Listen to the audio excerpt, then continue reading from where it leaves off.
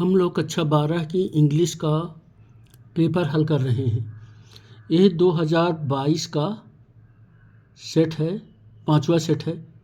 2022 में आए हुए क्वेश्चंस हैं। तो इंग्लिश का जो पेपर होता है कक्षा 12 का, उसमें सेक्शन डी लिटरेचर का होता है और 7वां जो क्वेश्चन होता है उसमें दो क्वेश्चंस करने होते हैं। 4 अंकों के होते हैं और प्रत्येक प्रश्न 40 शब्दों का होता है, यानी लगभग 5 पंक्तियाँ लिखनी होती हैं।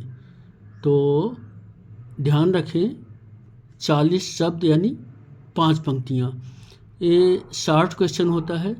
जो लॉन्ग क्वेश्चन होता है वो 7 मार्क्स का 7 अंकों का होता है, 80 शब्दों का होता है, तो लगभग 10 पंक्तियाँ। तो इसमें से एक प्रश्न हम लोगों ने पढ़ा था, what did M Hamel say about the language and its importance. इसका वैकल्पिक प्रश्न है, who was the rat trap seller, how did he make them. यानी रैट ट्रैप सेलर कौन था और वह उसने कैसे बनाया था। तो ये एक स्वीडिश कहानी है, सेल्मा लेगरलोफ की। उनको 1909 में नोबेल प्राइज़ मिला था। तो ये जो कहानी है रैट ट्रैप सेलर, ये बहुत ही मानवीय भावनाओं से भरी हुई कहानी है और इसका जो शिल्प है, लिखने का ढंग है, वो भी बहुत ही महत्वपूर्ण है। कहानी चालू होती है जैसे कोई लोक कथा हो, बच्चों की कहानी हो, लेकिन आगे बढ़ती जाती है। इसमें मिस्टेकन आइडेंटिटी यानी पहचान में जो गलती हो जाती है उसका तत्व है। इसमें वर्ग संघर्ष भी है, गरीब और अमीर के बीच का संघर्ष है और इसमें मानवीय प्यार की भी बात है। एक उद्योगपति की अमीर घर की लड़की होती है, लेकिन उसके अंदर करुणा होता है। क्या उस लड़की का आप नाम जानते हैं? आयरन मास्टर की लड़की का नाम। यदि आप उसका नाम जानते हैं तो उसका नाम आप कमेंट बॉक्स में लिखें। तो वो जो लड़की होती है वो ज़्यादा समझदार होती है। उसे पता चल जाता है कि ये जो रैट ट्रैप सेलर है ये कहीं से भागा हुआ है या इसने चोरी की है, लेकिन तब भी उसके साथ वो बहुत ही मानवीय व्यवहार करती है और उससे उस रैट ट्रैप सेलर का दिल बदल जाता है। उसने जो 30 क्रोनर चोरी किए हुए थे वह वापस कर देता है एक ढंग से। तो बड़ी मज़ेदार कहानी है, इसे आप ज़रूर पढ़ें और रुचि लेकर पढ़ें। इसमें जो नाम हैं उनको लिख लिख कर प्रैक्टिस करें।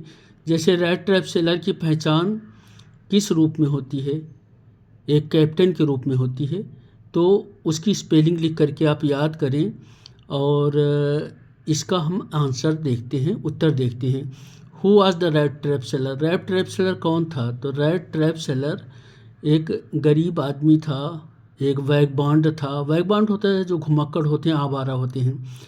How did he make them, वह ये जो रैट ट्रैप होता है, चूहेदानी होता है, कैसे बनाता था? तो वह तारों से बनाता था। तार कहाँ से लाता था? तो वो भीख मांगता था। जो बड़े स्टोर होते थे उनमें से वो मांग लेता था, कहीं से इधर उधर चुरा लेता था और इस तरह वह ये चूहेदानी बनाता था। अब इसमें बताया गया है कि जो गरीब इंसान है वो छोटी मोटी चोरी करता है। वो चोरी क्यों करता है? क्योंकि उसे भी जीने का अधिकार है। और एक चीज़ आप ज़रूर इस लेसन पढ़िएगा कि वो जो रैट ट्रैप सेलर है उसकी भी अपनी एक फ़िलासफ़ी है। वो कहता है कि सारी दुनिया क्या है, चूहेदानी है, सारी दुनिया एक रैट ट्रैप है। तो जब इंसान भूखा होता है तो वह क्या है, उसका पेट फिलॉसफी से भरता है। तो हम प्रश्न का उत्तर देखते हैं, who was the rat trap seller, how did he make them.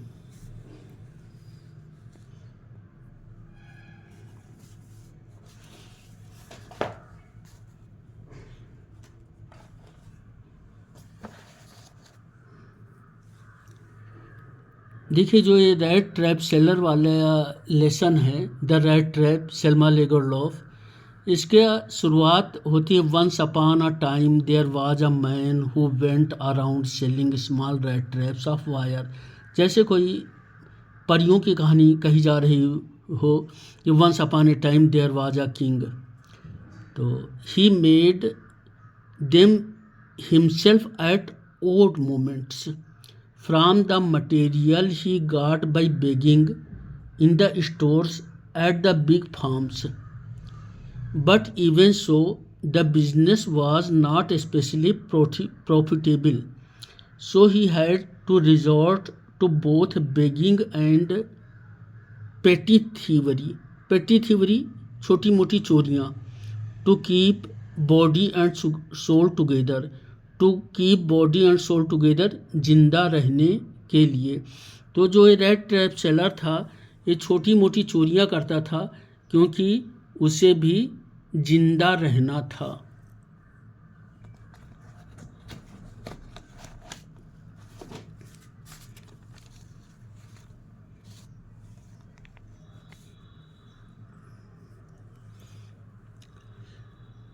Question 7 ए और यानी वैकल्पिक प्रश्न है। Answer, rat trap seller, rat trap seller was a poor vagabond.